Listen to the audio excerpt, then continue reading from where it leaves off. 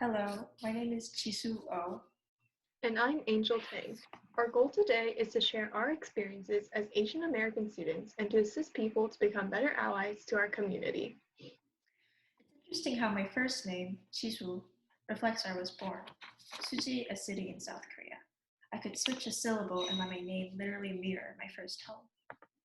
And my name, Angel, is after the city of Los Angeles. Our names reflect our different origins, but they unite in the same bumbling during attendance. When they see my real name, Zixuan, an uncertain silence fills the room as people struggle to shape their mouth into the correct pronunciation.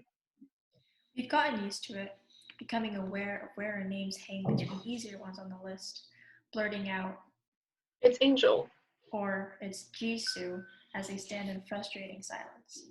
It made our names feel like a burden, in a way. It made me decide to go by Angel instead of Zixuan. Experiences like this sculpt our shared isolation, being marked as foreign and different, sometimes getting complimented for our stellar English even though we've lived here for most of our lives. A clear sign since a young age that we do not belong.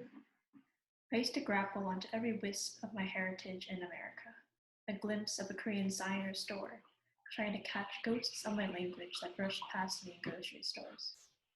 I would desperately grab any traces of home and hold them close, forming another barrier from the white world of my classmates and trying to soothe the sting of loneliness. Something I have learned from my experience in that world is that ignorance is an unassumed weapon, a dull knife that will bludgeon you in the stomach and knock the wind of surprise right out of your lungs with poison. We can both recollect memories of ignorant children and ignorant adults who have tossed uncomfortable remarks towards our clear difference, resulting in us sitting in the panicked confliction of whether to laugh Or stay silent. or argue before we are forced to chuckle, shame rising in the heat of our cheeks. Sometimes people would notice the obvious discomfort as I sat in silence in front of my friend, who had stretched her eyes back to proudly proclaim that she too was Asian.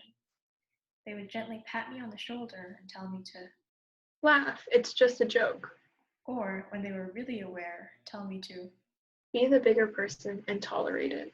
As a natural reflex, shame crawls back into our reddening faces, but since we are told that it's only in your head, we are unable to identify our emotions as hurt and insulted. And year after year, it remains a thick, uncomfortable poison lodged in our throats without any explanation to why they're there.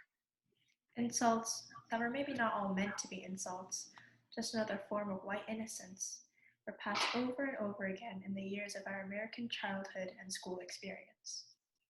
Sometimes there are obvious actions of bigotry and ignorance, like forcing their eyes to stretch to their temples, like throwing a can at your head and telling you to go back to your country. Like slurs and swears, taking your precious language and disfiguring the characters in their mouth, crudely spitting it out in mockery of your mother's accent. Those are obvious. But it's the everyday, seemingly meaningless comments that dig into you and make you sharply aware that this is how they see you, and you cannot change that.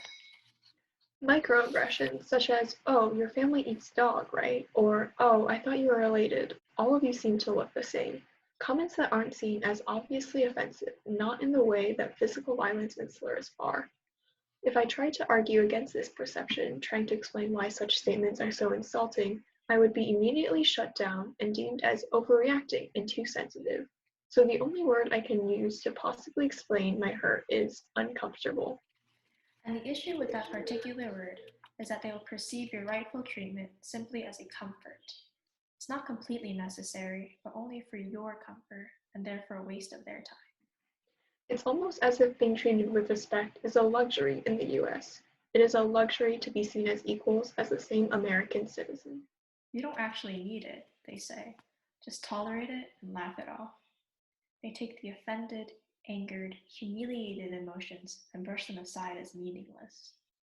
Some teachers and students have consistently participated in convincing children since the age of 5 and younger that their treatment in this country is meaningless, just a harmless joke. Even recently, I've experienced a teacher who made a comment when I was unable to understand their instructions immediately.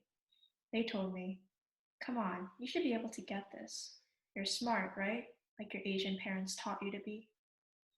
And I found myself in a moment of deja vu. standing stiffly in silence as I was isolated again and again for my race, and as a teacher condescendingly pat my back and told me to laugh. Stereotypes are extremely fixed, white American perceptions. Ones such as all Asians are smart are infuriatingly frustrating to deal with.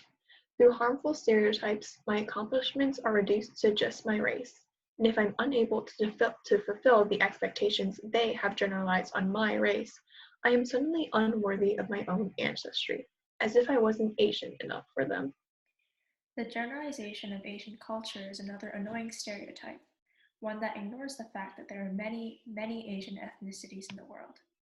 Just like how Europe isn't composed of solely Italians, Asia is made up of numerous different cultures, histories, languages, and traditions. Stereotypes like this command the invisibility that some Asians feel, constantly generalized to Chinese when there are many specific cultural identities within the entire continent. These microaggressions and stereotypes can't be seen as just uncomfortable jokes. They have to be seen as what they truly are: insults aimed at the core of our identity, abuses passed down through generations of white innocence, ignorance that results in death and violence, such as the 6 Asian women who were targeted and killed in daylight. But that innocence is optional. You can escape ignorance simply by learning, taking the first step yourself to understand and consider the diverse perspectives around you.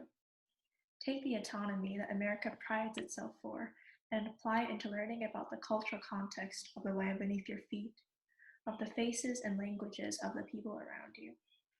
Maybe learning how to pronounce a name correctly, educating yourself on the different Asian cultures, not being so quick to assume someone is Chinese and instead asking and starting a conversation. And you can create a better environment for many, many people in your own community. A start to a future where no one has to hide behind the word uncomfortable any longer. Thank you.